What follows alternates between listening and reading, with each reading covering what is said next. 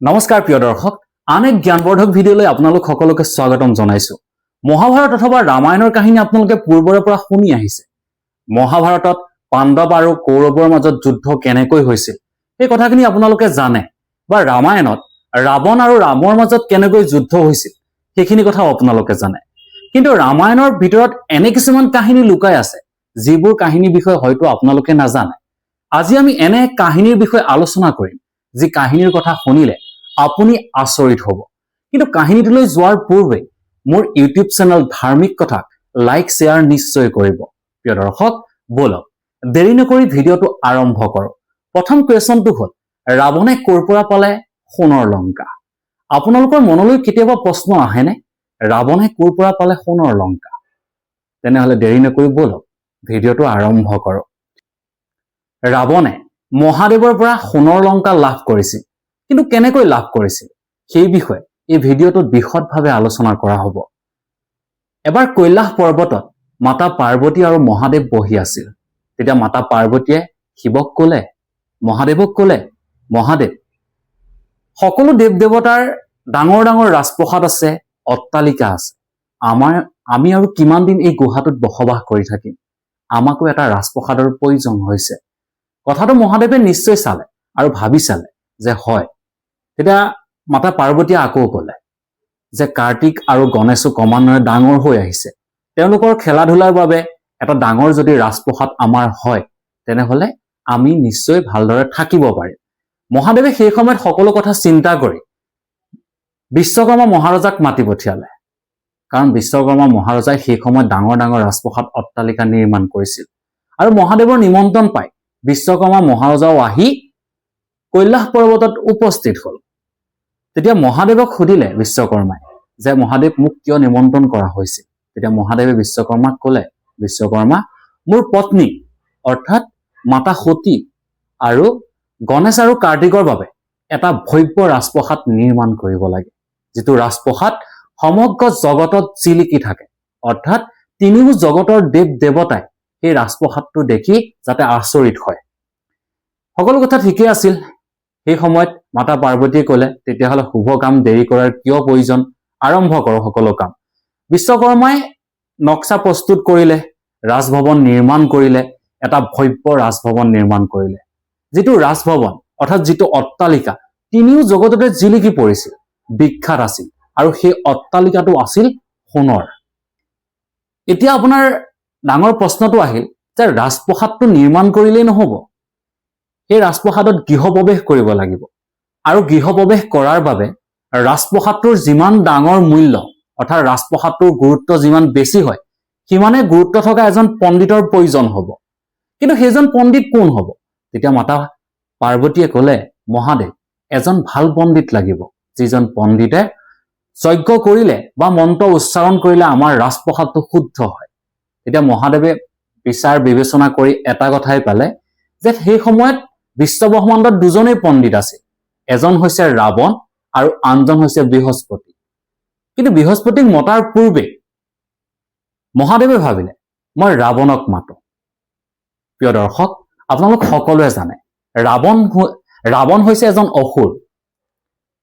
ৰামায়ণতো ৰাৱণক এটা অসুৰ ৰূপত উপস্থাপন কৰা হৈছে।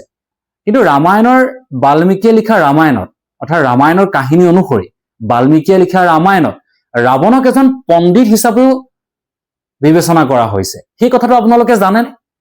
পণ্ডিত অৰ্থাৎ তেওঁ পূজা আৰু যজ্ঞ কৰিব পাৰে। সেই পণ্ডিতৰ পৰা এদিন লংকাত প্ৰৱেশ কৰাৰ পূৰ্বে ৰামেও সেই পণ্ডিতৰ পৰা অৰ্থাৎ ৰাৱণৰ পৰা যজ্ঞ কৰাইছিল। কিমান এজন মহান পণ্ডিত বিশ্বব্ৰহ্মাণ্ডত সেই সময়ত জিলিকি আছিল। তেতিয়া মহাদেৱে ক'লে যে ৰাৱণক এই যজ্ঞৰ বাবে আমন্ত্ৰণ কৰা হ'ব।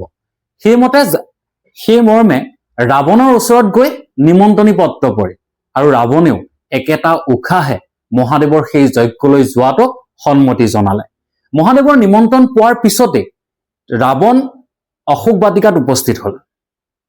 অশোক বাটিকাত উপস্থিত হোৱাৰ লগে লগে ৰাৱণে সকলো পূজাৰ সামগ্ৰী তাৰ পৰা বিচাৰি ল'লে। ফুলেই হওক বা পূজাৰ যিখিনি বস্তু প্ৰয়োজন হয়, সকলো তেওঁ অশোক বাটিকাৰ পৰা বুটলি ল'লে।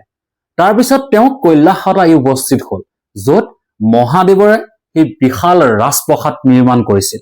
আৰু সেই ৰাজপ্ৰসাদটোৰ নিৰ্মাণ কৰাৰ আঁৰত আছিল মাতা পাৰ্বতী আৰু তেওঁৰ দুটি পুত্ৰ সুখ শান্তিৰে বসবাস কৰা। এই ৰাজপ্ৰসাদটোত গৃহ প্ৰৱেশৰ কাম, পূজা যজ্ঞ আৰম্ভ হল। পূজাস্থলীৰ মাজতে মন্ত্ৰ উচ্চাৰণ কৰা হল। যজ্ঞৰ জুই লেনিহান শিখাই সমগ্ৰ বিশ্বব্ৰহ্মাণ্ডত বিয়পি পৰিল। দেৱগণ উপস্থিত হল। তিনিও জগতত সেই পূজাৰ মন্ত্ৰ গৰজি উঠিল। পূজাৰ কাৰ্য সম্পূৰ্ণৰূপে হৈ গল। এতিয়া আহিল গৃহ প্ৰৱেশৰ সময়। কিন্তু গৃহ প্ৰৱেশ কেনেকে কৰিব? গৃহ প্ৰৱেশ কৰাৰ পূৰ্বৰ এটা নিয়ম আছে। নিয়মটো হল যে যিজন ব্ৰাহ্মণ বা যিজন পণ্ডিতে সেই পূজা অৰ্চনা কৰে, সেই পণ্ডিতজনক দান বৰঙণি দিব লাগে, অৰ্থাৎ দক্ষিণা দিব লাগে। সেইকাৰণে মাতা পাৰ্বতীয়ে ৰাৱণক কলে, ৰাৱণ, তুমি পণ্ডিত হিচাপে সকলো কাম সুকলমে কৰিলা, কিন্তু এতিয়া কোৱা আমি দক্ষিণা হিচাপে তোমাক কি দিম? কথাটো ভাবিবলৈ অলপ আচৰিত লাগে, কিন্তু ৰাৱণে তেতিয়া নম্ৰভাৱে উত্তৰ দিলে যে মাতা, আপুনি হৈছে ত্ৰিজগতৰ মাতৃ আৰু মই হৈছো এজন সামান্য ব্ৰাহ্মণ, আৰু মহাদেৱ হৈছে ত্ৰিজগতৰ পিতৃতুল্য।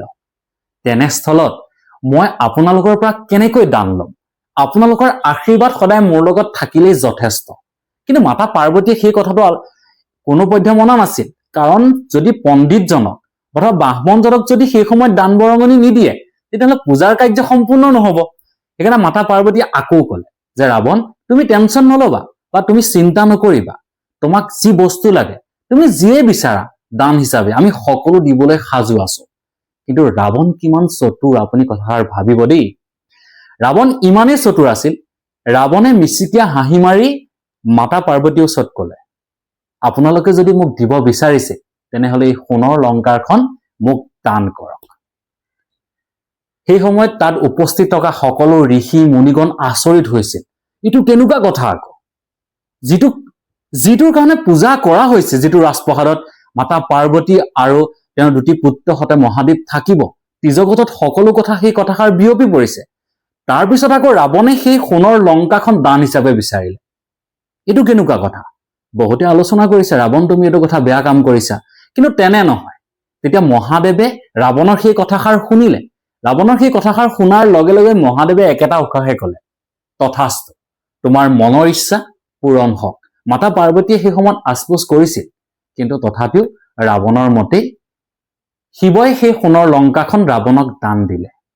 তেতিয়াৰ পৰা শ্ৰীলংকাত সোণৰ নগৰ প্ৰতিষ্ঠা কৰা হল। কিন্তু সেই ৰাৱণে সোণৰ লংকাখন পোৱাৰ পাছতো এটা কাহিনী জড়িত হৈ আছে। সেই সোণৰ লংকাখন কৈলাশৰ পৰা কেনেকৈ নিলে? কাৰণ এখন নগৰ নিৰ্মাণ কৰাৰ পাছত সেই নগৰখন যদি এঠাইৰ পৰা আন স্থানলৈ নিবলগীয়া হয়, তেনেহলে বহুত আৰ্থিক প্ৰয়োজন হয়, বহুত অৰ্থপাতিৰ প্ৰয়োজন হয়। কিন্তু সেই নগৰখন কেনেকৈ নিলে? ইয়াৰ আৰতো এক কাহিনী লুকাই আছে। সেই কাহিনীটো এবাৰ কম শুনক।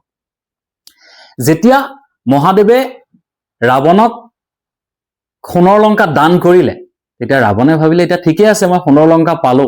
আৰু সেই সময়ত আকৌ বিশ্বকৰ্মা মহাৰজাক মাতি অনা হল। মহাদেৱে কলে, মই ৰাৱণক এই সোণৰ লংকাখন দান কৰিছো, তুমি কৈলাশ পৰ্বতৰ পৰা এই সোণৰ লংকাখন লৈ গৈ শ্ৰীলংকাত প্ৰতিষ্ঠা কৰিব লাগে। আৰু মহাদেৱৰ আদেশ পোৱাৰ পাছতে সেই প্ৰতিজ্ঞা পালন কৰিলে বিশ্বকৰ্মাই। কিন্তু ইয়াতে শেষ নহয়। তেতিয়া মাতা পাৰ্বতীয়ে অৰ্থাৎ শিৱৰ পত্নীয়ে কলে যে ৰাৱণ, তুমি কিন্তু এষাৰ কথা মনত ৰাখিবা, তোমাৰ এই সোণৰ লংকাৰ সেইদিনাখনলৈকে তোমাৰ ওচৰত থাকিব যিদিনাখন তুমি সত্য পথত চলিবা, যিদিনাখনলৈকে তুমি মহিলাক সন্মান কৰিবা। কিন্তু এনে এগৰাকী মহিলা আহিব তোমাৰ জীৱনত, আৰু এনে এগৰাকী নাৰী তোমাৰ জীৱনলৈ আহিব, সেই সময়ত তোমাৰ অহংকাৰ বৃদ্ধি পাব, আৰু সেই মহিলাগৰাকীয়ে দিয়া পাপত তোমাৰ সোণৰ লংকা ধ্বংস হব। আৰু সেই সোণৰ লংকাখন মহাদেৱৰ এটা অংশই জ্বলাই শেষ কৰিব। প্ৰিয় দৰ্শক, সেই সময়তে ৰাম ৰাৱণৰ যুদ্ধ আৰম্ভ হল। ৰাৱণে সীতামাতাক হৰণ কৰি লংকাৰ অশোক বাটিকাত বন্দী কৰি ৰাখিলে। আৰু সেই অশোক বাটিকাত মাতা সীতাক খবৰ লবৰ কাৰণে যেতিয়া হনুমান লংকালৈ আহিছিল, সেই সময়তে লংকা হনুমানৰ নেগুৰে জ্বলাই দিয়া হৈছিল। অৰ্থাৎ মাতা সীতাই ৰাৱণক কৈছিল যে তোৰ এই সোণৰ লংকাখন এদিন জ্বলি চাৰখাৰ হব, তোৰ অহংকাৰ আৰু তোৰ পাপৰ কাৰণে। আৰু সেই মাতা পাৰ্বতীয়ে দিয়া অভিশাপ সেই সময়ত ৰাৱণৰ শৰীৰত লাগিছিল অৰ্থাৎ মাতাই দিয়া অভিশাপ সেই সময়ত পূৰণ হৈছিল কাৰণ মাতাই অভিশাপ দিছিল যে এদিন ভগৱান শিৱৰ এটা অংশই তেওঁ সোণৰ লংকাখন জ্বলাই শেষ কৰিব আৰু সেই সোণৰ লংকাখন জ্বলাইছিল হনুমান আৰু হনুমানো আছিল মহাদেৱৰে এটা অংশ প্ৰিয় দৰ্শক এনেবোৰ কাহিনী পাবলৈ আমাৰ ইউটিউব চেনেল ধাৰ্মিক কথাক লাইক শ্বেয়াৰ আৰু সাবস্ক্ৰাইব কৰিব বুলি আশা কৰিলো ধন্যবাদ